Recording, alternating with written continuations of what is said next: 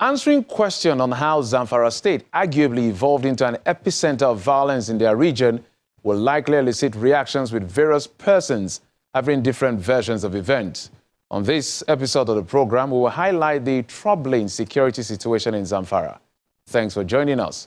I'm Jeffrey Uzongo. Africa's most populous nation, Nigeria, has had its significant fair share of insecurity for over a decade. From Boko Haram onslaught, herders-farmers conflict to banditry and kidnappings for ransom, especially in the northern region, it's been one disturbing tale to another.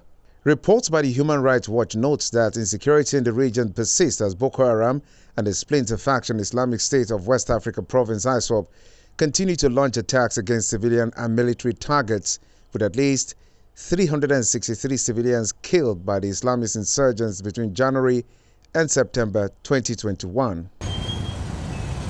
Zamfara State has two major languages, Hausa and Fulani, and the earliest inhabitants of the state were said to have been hunters and giants. They established their first settlement in Dutse, which was the first capital of Zamfara. It extends to the bend of River Rima to the northwest and River Kar in the southwest. Zamfara Kingdom was established in the 11th century and flourished up to the 16th century as a city-state, but its capital has shifted with the fortunes of the kingdom from place to place.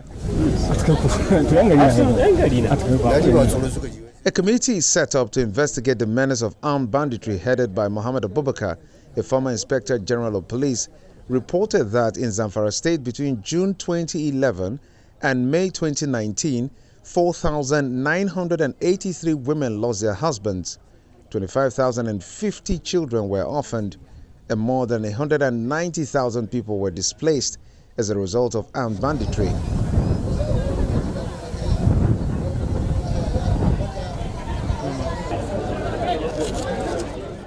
While there was a lull in attacks towards the end of 2019, the attacks picked up again in 2020.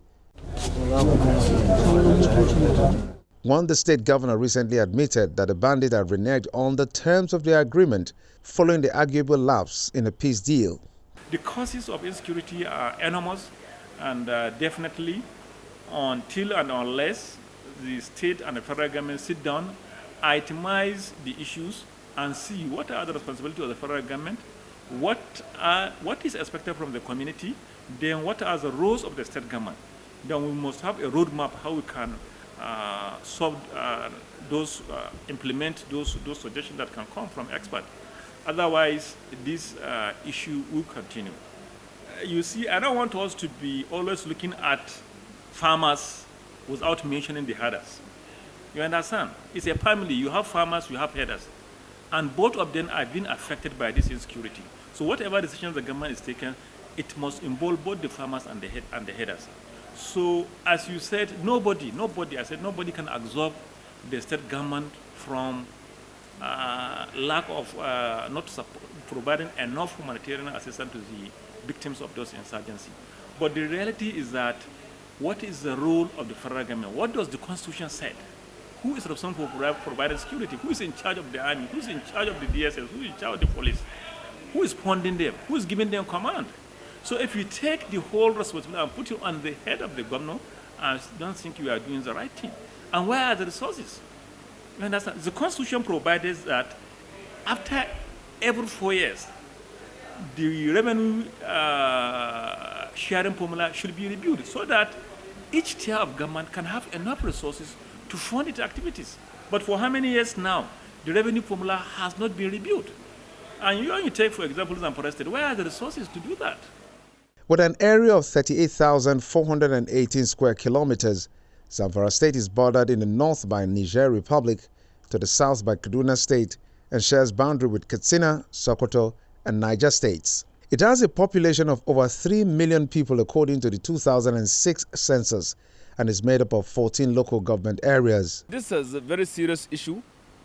The federal government, the issue of state government the problem is largely a federal issue because, security operatives are 100% being controlled by the federal government, not state. State is only complementing, giving support, and is doing its best in giving financial support to the operations. But the federal government should at least concentrate more by issuing serious directives to the military, police, and those in charge of security issues to hammer on the issue very seriously. You see, there's one thing that many people doubt in their minds, because when you happen to abuse or say very bad words or say something bad to any of the political leaders, you could be tracked. And this is the same system or method, but because they're using phones to negotiate ransom. So it's a serious concern issue. That means they could be tracked, these people. And their places are known. The dens are known. Only that we need to federal government to step up, because what state government can do, it has limitations. It's only because state government a governor have no control, absolute control of the security operatives. But the federal government, being in charge of this, should maybe concentrate more and advance more in tackling this issue.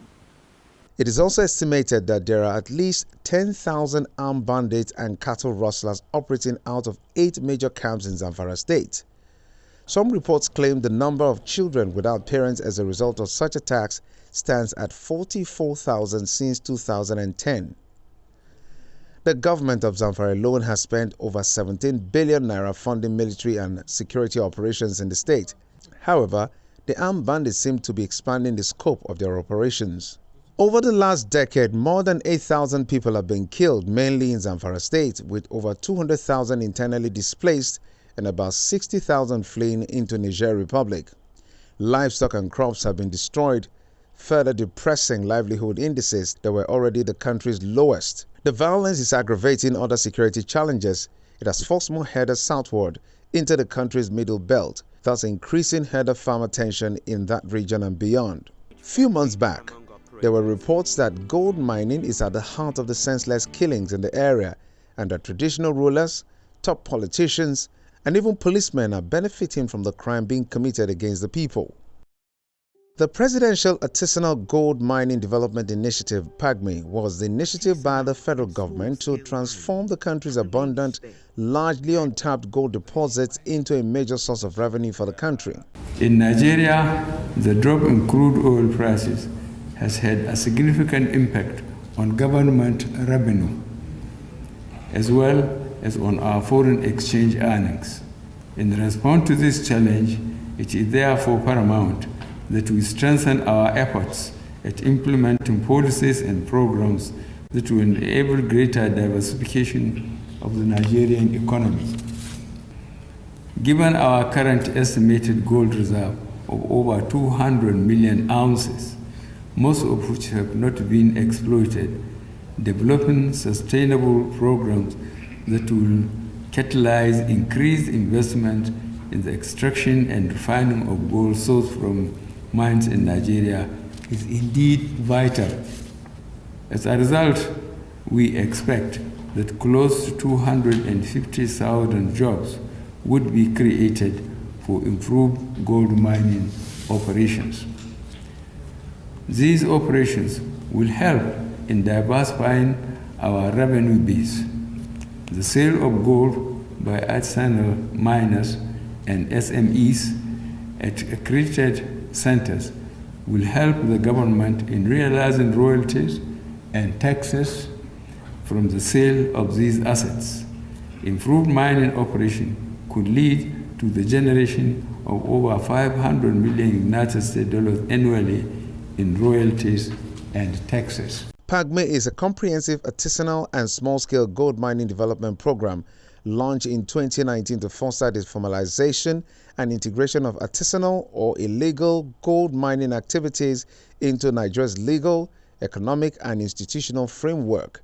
It was designed as a broader strategy to address the structural and institutional factors such as rural poverty, lack of alternative livelihoods, and difficulties in meeting legal and regulatory requirements that tend to push artisanal gold mining operators deeper into the informal economy. It also has a component called the National Gold Purchase Scheme, which runs across the the whole belt for gold mineralization in the country. So states that have gold can participate, and states that have trading hubs of gold can also participate. So we are attempting to legalize the value chain for gold from the artisanal miners' perspective. This does not eliminate gold production at other levels. Government had decided to regulate the sector because that's where you have all this smuggling. Nobody is smuggling lead like that, smuggling other minerals or coal like that. They are bulky. But gold is so easy, you can put a small bit in your bag and smuggle it out to where they take them to and sell. So that is why it's gold.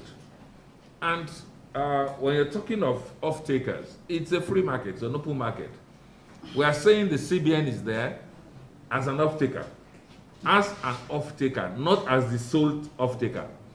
So the refineries are open. They can sell to CBN, and they can also tell, but you see, why would you want to take your gold abroad or somewhere else to sell when you can get the same value and at reduced risk? From the value chain I've mentioned, refinery, the buying centers, of course, this will create employment. Furthermore, the artisanal miners who are bringing out this gold will also be better remunerated because they'll get better compensation for their wins, thereby encouraging others. So through this process, we create employment. And at the same time, we generate revenue for government. How do we do that?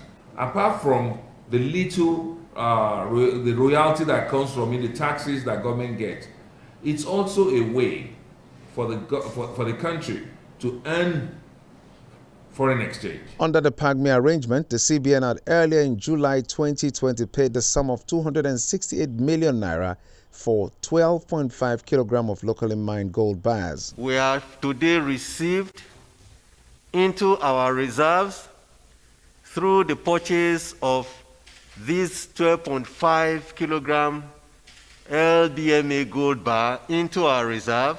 For those who feel that Nigeria, the only way they analyze Nigeria is to say, oh, what is the price of crude? Is the price of crude high or is the price of crude low?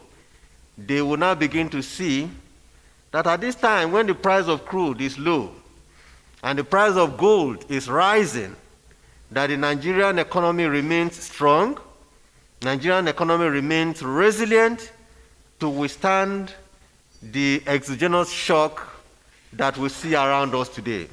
In 2019, however, the federal government banned mining activities in Zamfara state after illegal mining by artisanal miners was linked to the banditry in the state. The Zamfara State Commissioner for Finance, Rabiu Garuba, explains that when the ban is lifted, mining activities will resume fully. In August 2020, Zamfara State Governor visited the presidential villa, Abuja, to present gold bars mined in the state to President Muhammadu Buhari. Shortly after, he announced that Zamfara has established a gold reserve with gold that was reportedly entirely mined and refined by artisanal miners in the state. The gold reserve, the first of its kind in the country, was launched with 31 kilograms of processed gold that is to be deposited in a bank. Some people from outside the country used to come to the state and buy gold and other precious stones from all these small-scale miners. I make my investigation, which make me to make the state government to be engaging the miners so that we shall be buying the golds from them, so that we can, block that chain. I come to show him what the state government has already procured from the miners, from those people in the bush. So he have seen what we have. We have so many cages of gold in Zamfara state. He's very happy with the system that we initiated, and he said whatever support the state government need, the private government is ready to assist us. In fact, he have been given directives to the Minister of Solid Minerals to work with the state government. So I come to get some advice from Mr. President on how best we are going to tackle the issue of this illegal mining, which we have discussed, and he gave me all the support. And in the next few days, the people of Zamfara State will see a lot of changes, particularly in the mining sector. These miners are not just carrying out illegal activities on the nation's natural resource domiciled in their soil, They were also alleged to be engaged in criminal activities of exchanging gold for arms.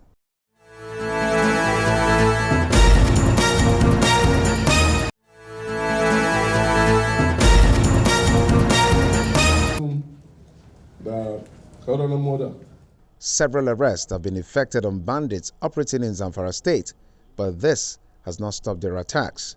In December 2021 alone, 3 letters were written to faith-based organizations in the state to close down their worship centers within the next 3 years. Bandits invaded Gada community in Bugundu local government area, killing the district head, Alhaji Umar Bawan Allah, and 4 other persons, while the police rescued scores of kidnapped victims and arrested some suspected kidnappers. Recovery of 3 AK rifles and ammunition at Shinkafi, Maradun Forest. Some operatives stormed the enclaves of the abductors, where exchange of gun battle ensued, with many of them escaped with possible gunshot injuries. On search of the abandoned enclave, 3 AK-47 rifles with magazines containing 50 rounds of live ammunition were recovered from the scene, which you can see it here for yourself. Rescue of 3 kidnapped victims in Zamfara local government area. On the 27th of November 2021, at about 20 hours, police operatives in Zamfara local government area responded to a distress call regarding the report of abduction in Locust area by unidentified hoodlums. The divisional police officer, Zamfara, led the operatives to the scene and repelled the abductors and rescued the above-named victims already abducted by the hoodlums. The victims were taken to police clinic to serve for medical attention, debriefed by the police before reuniting them with their families.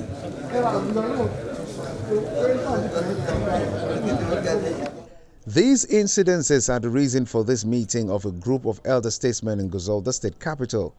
They are raising alarm over the indiscriminate release of suspected bandits and their collaborators by the state actors.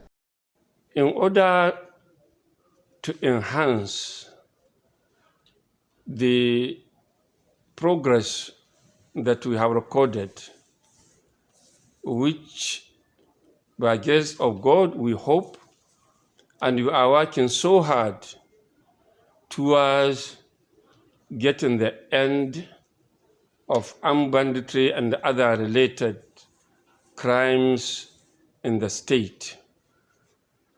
That's why the governor ordered for a meeting with traditional rulers as well as Islamic scholars in the state, because of their importance in the society. On the part of traditional rulers, like you all know, they are the custodians of our culture, tradition, and also they are at the grassroots level. Substantially, they are as well custodian of peaceful coexistence between various ethnic groups as well as between various communities within their domain. So that together with the top functionaries of government,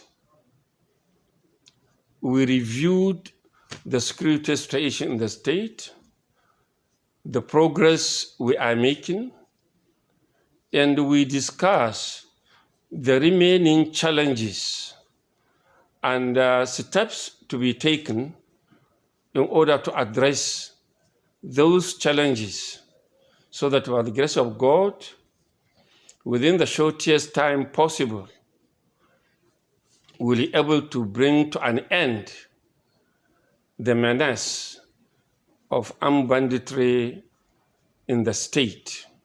The spate of attacks in the state has continued in the wake of the year. Residents live in palpable fear owing to insecurity bedeviling the state. On a regular basis, bandits are attacking and abducting persons both in the rural communities and Gusau, the metropolis, forcing over 600,000 persons to flee their homes and over 25,000 children becoming orphans.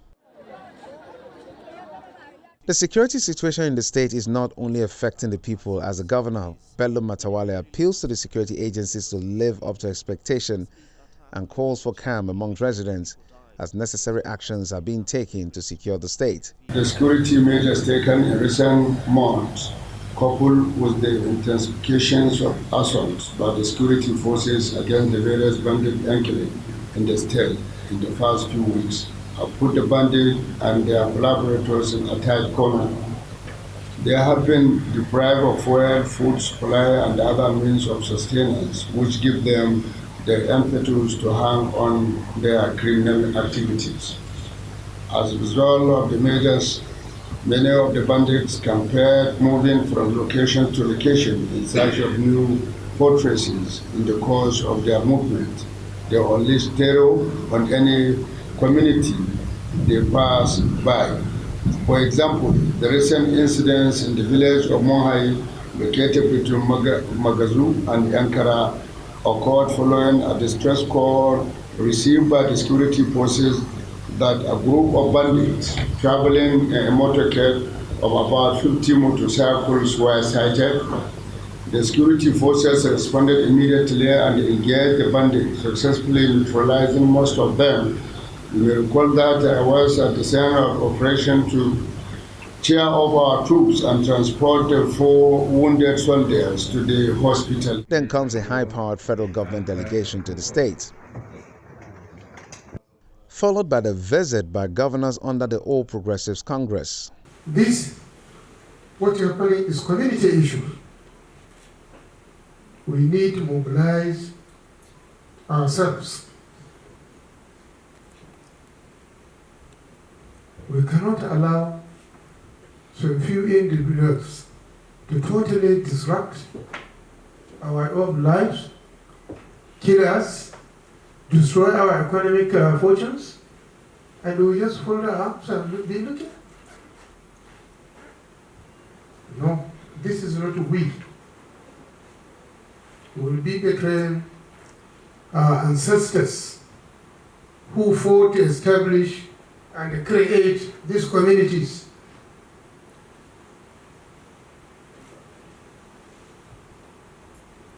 We must protect our land. In spite of declaring bandits as terrorists, armed banditry continues to cripple the local economies of the Northwest, with food production, pastoralism, and animal husbandry dropping by about 40%. And all eyes on the federal and state governments to make bold, impactful moves and end this war against innocent citizens who at best just want to be protected at all costs. We have populations that are into different activities: fishing, farming, livestock rearing. Some of them have been frustrated by environmental challenges that cause conflict, that have led to conflict-causing behaviors. Then tragically, we had the meltdown in Libya, which made ammunition available to groups who are hitherto fighting with fists, and now they have ammunition. So it escalated, and unfortunately, because crime behavior tend to learn from each other, you have a phenomena across Africa. But in the last few years, a lot is being done. We see our security agencies are working very hard. Our political leaders, President Muhammadu Buhari, has been leading the effort. But we need more resources. We need more public support.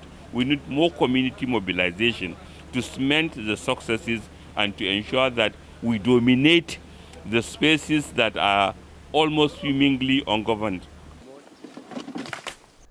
It must be stated that the Nigerian Minerals and Mining Act 2007 stated that all mineral resources in, under, and upon any land in Nigeria, its contiguous continental shelf, and all rivers throughout Nigeria, any area covered by its territorial waters or constituency, and the exclusive economic zone is and shall be vested in the government of the Federation for and on behalf of the people of Nigeria. Thereof, mining and mineral resources, just as oil, was listed in the exclusive list under the exclusive control of the federal government in the 1999 Constitution.